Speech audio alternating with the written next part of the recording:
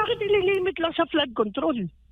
Eh, dyan lang sa mga, halimbawa, sa Committee on Appropriations ng House. Oh, ano lahat yan? I-lifestyle check lahat yan. Committee on Finance ng Senado.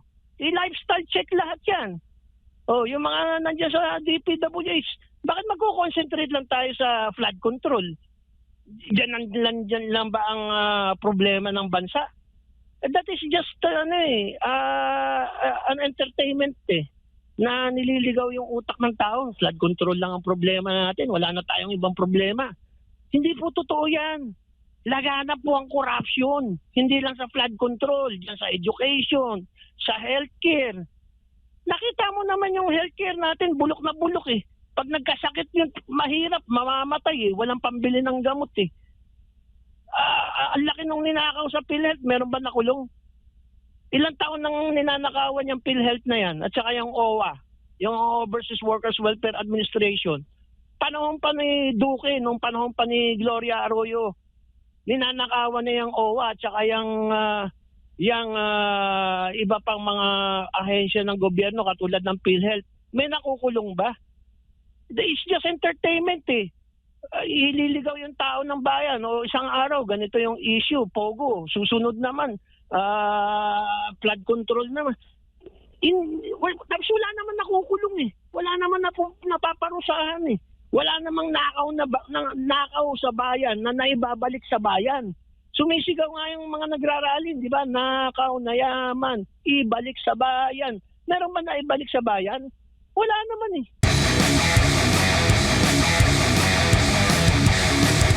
May mga analyst din po kasi nagsasabi po, sir, na hindi makakaapekto sa economic growth considering itong korupsyon ay matagal nang naka-embed sa sitwasyon sa ating bansa and hindi na raw ito maaring makabago sa senaryo, no? Pero kung walang korupsyon, posibleng mas maunlad kumpara sa kasalukuyan ang bansa natin. Tama, hindi lang 'yan. Kailan ba tayo umunlad? Hindi naman tayo umunlad Meron ba tayong palubog tayo ng palubog? Dati may PNR tayo, ngayon wala na eh. Oh. Paatras tayo. Tayo ang bansa na paatras. Hindi tayo umunlad. Dati may mga industries tayo eh. Meron tayong 11 major industrial projects ni Marcos. Anong ginawa nila? Pinatay nila. Yung National Steel Corporation, pinatay. Bataan Nuclear Power Plant, pinatay. Yung Pasar, pinay-batize. Yung Pilpos, pinatay. Yung shipbuilding natin, yung Baseco, Pilseco, pinatay.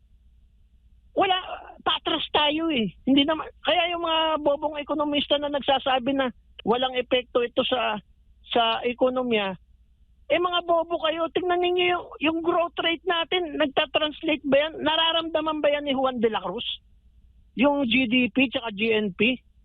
Pinagloloko lang natin yung sarili natin eh. Kahit gaano kataas yung GNP mo tsaka yung GDP mo, kung naka-concentrate lang sa ilang tao, sa mga oligarchs, baliwala yan. Kasi hindi naman totoong, lalo na yung per capita. Theoretical lang yun eh, na equally divided yung GNP tsaka GDP sa lahat ng Pilipino eh. Totoo bang ini-equally divide yan? Hindi naman eh. Halos lahat ng Pilipino naghihirap ngayon eh. Kung ako nga, medyo nakakaangat, umuutang pa eh. Paano yung mga talagang wala talagang paano yan? Hindi, buti ako, may access ako sa credit. Pupunta lang ako sa bangko, pautangin ako. Paano yung yung mga walang access sa credit?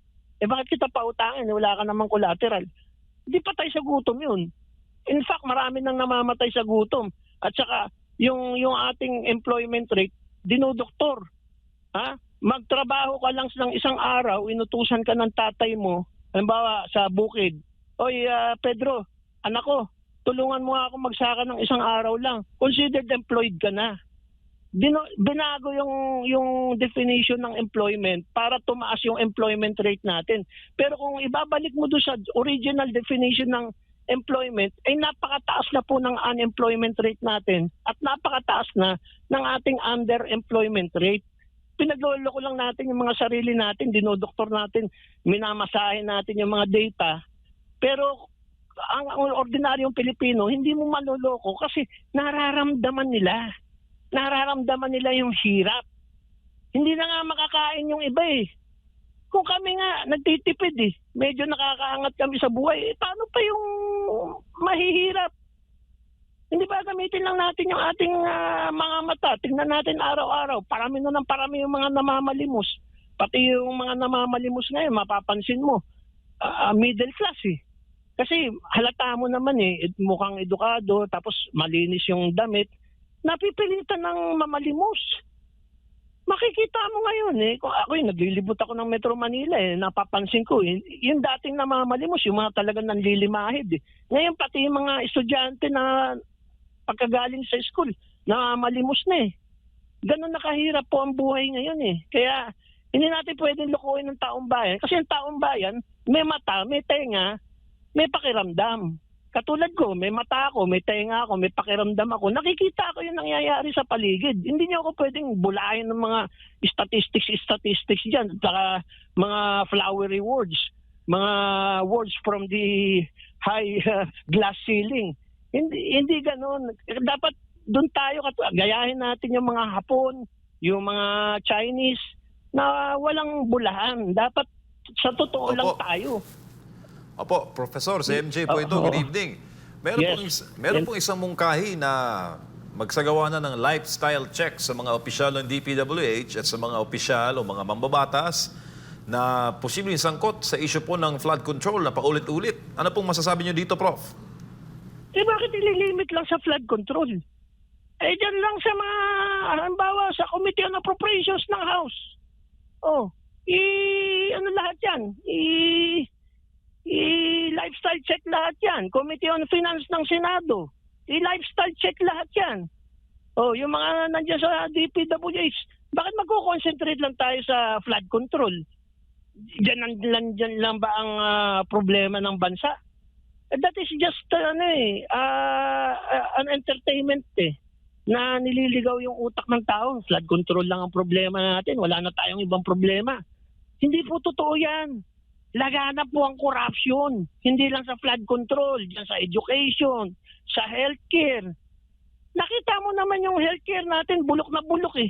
Pag nagkasakit yun, mahirap, mamamatay eh. Walang pambili ng gamot eh. Ang laki nung ninakaw sa PhilHealth, meron ba nakulong? Ilang taon nang ninanakawan yung PhilHealth na yan at saka yung OWA, yung Overseas Workers Welfare Administration. Panahon pa ni Duque, nung panahon pa ni Gloria Arroyo, ninanakawan na yung OWA at saka yung iba pang mga ahensya ng gobyerno katulad ng PhilHealth. May nakukulong ba? It's just entertainment eh. Ililigaw yung tao ng bayan o isang araw, ganito yung issue, Pogo, susunod naman, flood control naman. Tapos wala naman nakukulong eh. Wala naman napaparusahan eh. Wala namang nakaw sa bayan na naibabalik sa bayan. Sumisigaw nga yung mga nagrarally, di ba? Nakaw na yaman, ibalik sa bayan. Meron ba naibalik sa bayan? Wala naman eh. In fact, dinadakila nga dito pagka gumawa ka ng masama, sinasaluduhan ka pa eh. Pero pagka ikay gumawa ng mabuti, ide-demonize ka. Baligtad itong bansang ito. Yung mga demonyo, sinasaluduhan. Tapos yung mga mababait, sila yung pinaparusahan, niyuyurakan. Kaya paano uunlad itong bansang ito? Paano uunlad tayo kung ganyan ang sistema rito? Tapos aaliwin yung mga tao. Dito muna tayo sa flood control. Ito lang pag-usapan natin. Wala nang iba. As if wala nang ibang corruption sa ibang spheres of government. Samantalang lahat yan.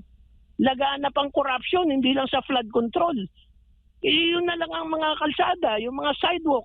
Every 3 months, pinapalitan. Hindi ba obvious corruption yan? Samantala sa ibang bansa, ang daming bansa ako nang pinuntahan eh. Isang beses lang gagawin yung kalsada. Panghabang buhay na yun eh. Wala nang repair eh. You just use the best cement, the best steel. Kaso dito gagawa ng kalsada, walang bakal sa ilalim eh. Sementong ampaw, tapos papatungan ng ampaw na asfalto. Ganun ang sistema. Para every 3 months may project. Yung drainage, every 3 months, pinapalitan. So it causes traffic. So, traffic affects our economy. Kasi hindi makaandar na mabilis yung mga sasakyan, yung ating ekonomiya apektado. Dahil sa every 3 months, pinapalitan yung kalsada. Every 3 months, pinapalitan yung sidewalks. Every 3 months, pinapalitan yung drainage. Walang katapusan na traffic. Walang katapusan na construction. Hindi man tayo bulag, hindi ba? Nakikita naman natin araw-araw yan. Nagbabiyahe tayo sa iba't ibang parte ng Pilipinas. Nakikita mo, every 3 months, binabakbak yung kalsada. O ang ganda-ganda ng kalsada, kagagawa lang, binabakbak na naman. Ang ganda-ganda ng sidewalk, bagong-bago, binabakbak na naman. So, paano uunlad ng Pilipinas? Yung drainage, katatapos lang ng project, after 3 months, papalitan na naman. Nagtatapon tayo ng pera. Samantalang yung pera na yan ay pinaghirapan ng ating mga OFWs.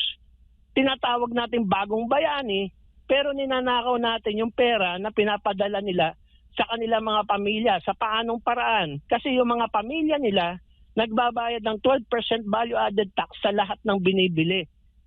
Tax yan, napupunta sa gobyerno. Ngayon, yung value-added tax na binabayad ng mga OFWs through their families here, yan ang ninanakaw. Tapos binobola natin yung mga OFWs, "Uy, mga bagong bayani kayo, okay kayo." Pero yung mga pera nila na binabayad through their families sa value-added tax ay ninanakaw. So, paano naging bagong bayani yan? Ninanakawan mo. Kung talagang bagong bayani ang tingin mo sa mga OFWs, huwag mo silang nakawan. Paglingkuran mo sila ng mabuti. Huwag mong patayin yung Philippine National Railways para lang sa isang korporasyon makinabang. Napakahalaga ng Philippine National Railways. Pinatay eh. Sa nakakita ng bansa na meron ng Philippine National Railways, nawala pa. So, we are regressing. We are not developing. We are not progressing. Sa ibang bansa, kaliwat kanan yung mga tren eh. Dito meron ng PNR, pinatay pa eh. So, what kind of country is this?